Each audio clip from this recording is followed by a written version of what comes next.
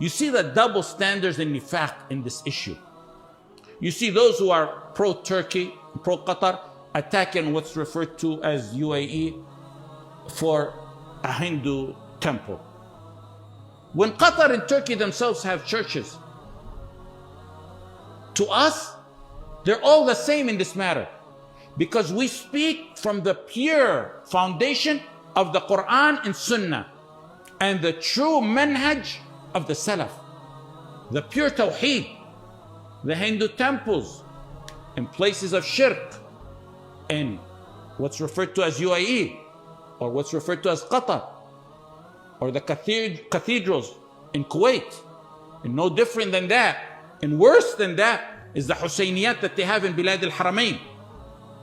And like that is the Husayniyat that are allowed in Afghanistan, or even in Iraq, in Egypt, and elsewhere throughout the Muslim territories. They're all the same in this matter.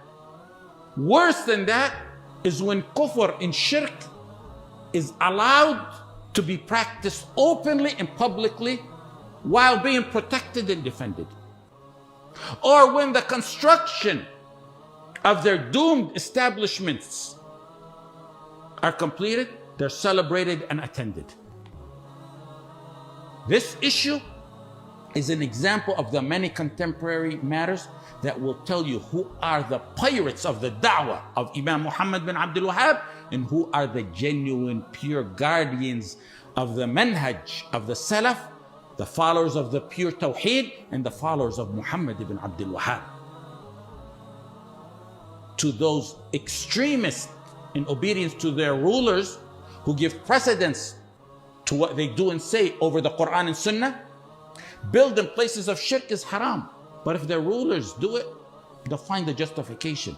Just like interfaith, it's kufr to them. But if the rulers do it, it's exempted, and the list goes on. They'll rightfully tear into a modernist or some figure or head who attends and promotes interfaith.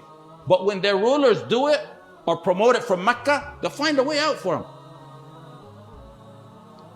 Counterfeit mark Salafis. They're the sham, bogus followers of Muhammad ibn Abdul Wahhab.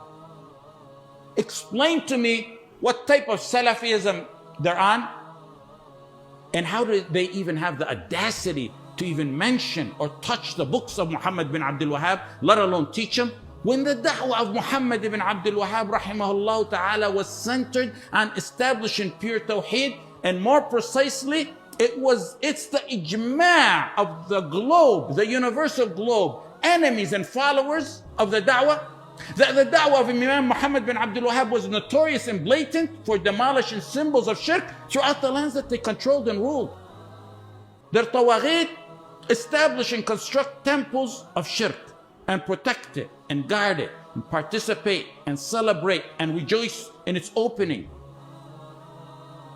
Some boldly justify it while others are silent.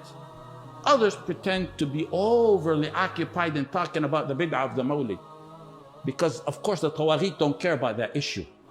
They can quarrel about that as long as they want.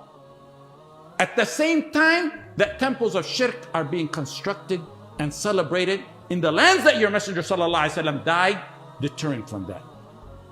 Yes, no doubt the Mawlid is a bid'ah, but it doesn't compare in severity to the horrendous act of opening a shirk temple on Al-Jazira Al-Arabiya.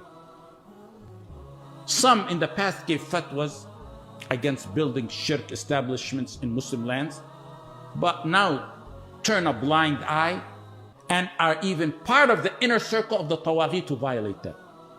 And they have the audacity to accuse others of changing.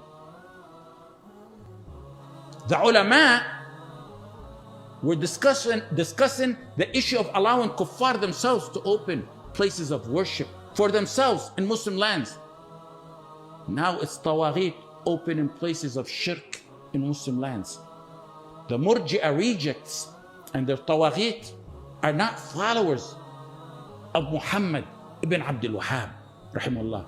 They're followers of Amr ibn Amir ibn Luhay, the man who revived shirk in the Arabian Peninsula and changed the deen in Millah of Ibrahim in the Arabian Peninsula. In Bukhari and Muslim, the Messenger sallallahu alaihi wasallam said, I saw Amr dragging his intestines in Jahannam because he was the first who devoted animals to shirk. They're reviving the da'wah of Amr ibn Luhay, who brought shirk from Asham to the Arabian Peninsula and altered the pure tawheed of Millat Ibrahim. They should be ashamed to utter the word they like to mention, that they're Salafis. Unless when they say they're Salafi, that their Salaf is Amr ibn Luhay, then we can accept that. Day after day, they're unmasked and their reality appears clear and clear for the slow ones. They falsely cling onto the da'wah of Muhammad ibn Abdul Wahhab to gain legitimacy when he's free from them. And if he was alive, from what we know of his manhaj and what we learned and what we taught of his books and what we know of his history, he would be cleansed in Al-Jazira Al-Arabiya from some of his own blood and flesh offspring there today. That's not even getting into the issue of the betrayal of the Muslims in this matter. 16 million to build a shirk temple so they can worship peacefully, while at the same time they're demolishing masajid and killing our brothers and sisters.